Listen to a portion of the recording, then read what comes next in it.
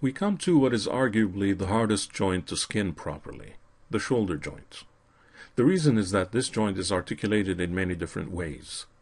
The vertices in that area often respond to 3 or even 4 bones simultaneously. The key is identifying those bones and applying the proper weights. There are no strict rules or strict values to be used. Skinning, as you have learned so far, is mostly visual and a bit instinctive. First, adjust the animation length to focus on the area of interest. Most of the shoulder animation is taking place between frames 880 and 1160. Obviously, the skinning at this point isn't working too well, but you're about to change that. First, make sure you are in the front view. Press F3 to switch to wireframe mode and take a look at the animation. The shoulder rotates down between frames 880 and 900. However, consider how it rotates up between frames 920 and 940. Much of the work is done by the clavicle, although the shoulder bone does rotate a bit also. In fact, there's even a slight twist of the shoulder bone the higher it rotates. Try it out. Lift your hand above your head and feel the slight twist of the shoulder bone. This is important to get the shoulder vertices to work properly. If you just rotate the shoulder and leave the clavicle untouched, this would result in bad joint animation.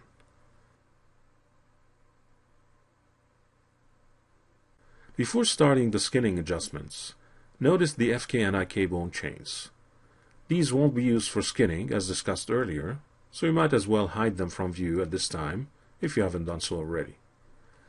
The FK and IK branches for the left arm are easy to select around frame 900. The ones for the character's right arm are a bit harder to select in the viewport. Press H and select them from a list, or zoom in and double-click the respective shoulder bones to select them in the viewport. Hide the selection. Go back to Shaded Viewport, F3, select the mesh, and enter Edit Envelopes mode. Let's analyze the situation a little bit. At this time, most of the torso vertices are not affected by any of the clavicle or shoulder bones. This is expected as you set up the upper torso vertices to follow the upper spine bones earlier. As far as blocking out vertices, you may want to make a few last-minute adjustments before proceeding.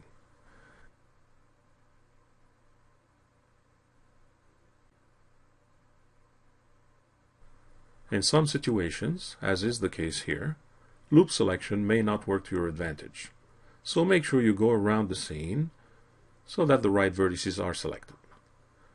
Assign these vertices to follow the shoulder roll bone 100%.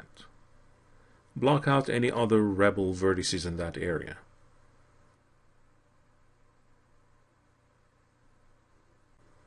Let's explore the clavicle area.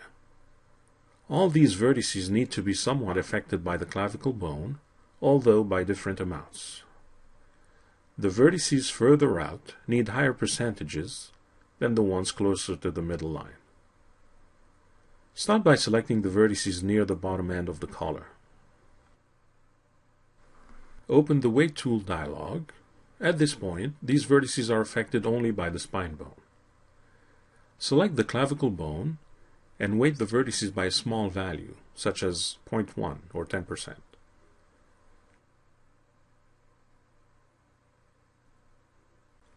Select the next few vertices in line. You'll almost certainly need to adjust the back vertices in a moment. For now, work on the front of the character. Use the Weight Tool dialog or the weighting script to assign an amount of clavicle influence on the selected vertices.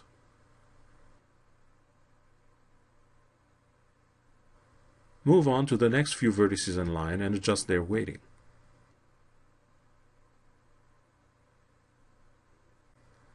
Soon enough, you'll find yourself going back and forth, adjusting vertices as a group, or almost certainly individually.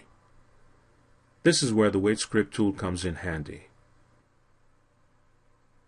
As you test the vertices around the shoulder area, you will discover which vertex needs to react to which bone.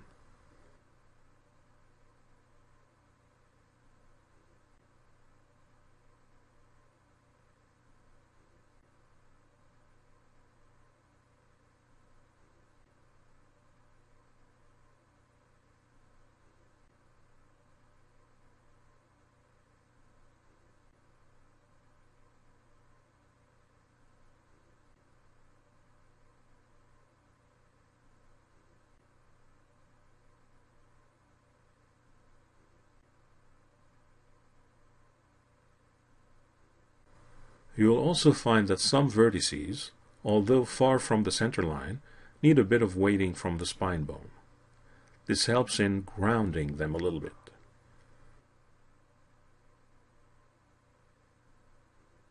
Keep on fine-tuning the solution, occasionally glancing at the back of the character. Remember, this process is fairly intuitive and requires a great deal of patience. The more experienced you become at this, and the easier it gets.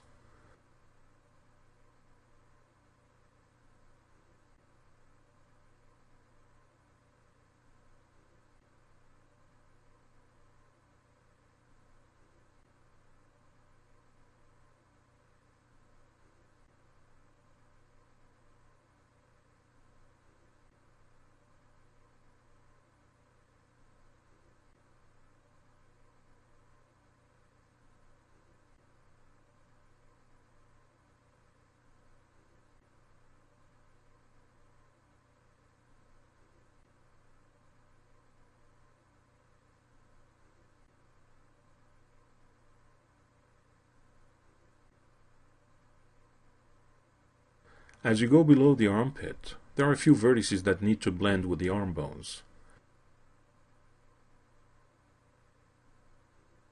It's best to blend these with the shoulder bone and not the shoulder roll. You only need for these vertices to react to the up-down motion, not so much the shoulder twist.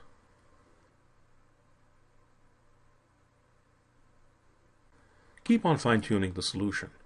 Again, a lot of back and forth is required to get to a result that you like. Notice that you're only working on one side of the character. When you're done, you can use mirror skin tools to transfer vertex weights to the other side.